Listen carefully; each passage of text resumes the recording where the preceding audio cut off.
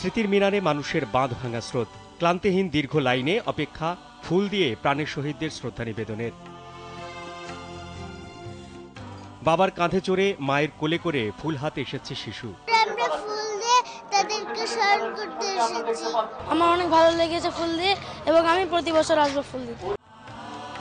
আগামী প্রজন্মের কাছে একুশের চেতনা পৌঁছে দিতেই সন্তানদের নিয়ে বাবা মায়ের এই শহীদ মিনারে আসা, দেখানোর জন্য, জানানোর জন্য।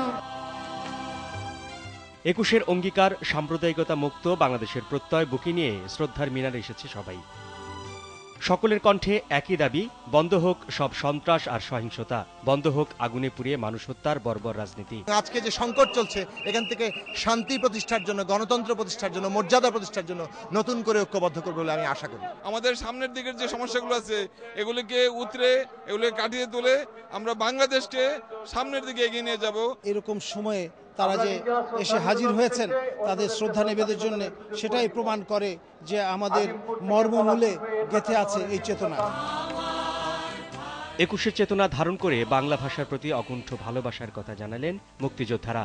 দাবি জানালেন যুদ্ধাপরাধীদের ফাঁসি দ্রুত কার্যকরের। যুদ্ধাপরাধী, মানবতা বিরোধীদের বিরুদ্ধে সোচ্চার প্রতিবাদের জন্য এবার মূল কথা আসা।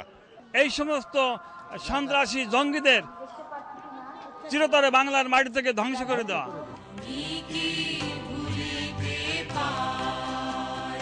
রাজধানীর সকল পথের গন্তব্য কেন্দ্রীয় শহীদ মিনার। সবার শ্রদ্ধা আর ভালোবাসার ফুলে ফুলে ভরে উঠেছে স্মৃতির মিনার।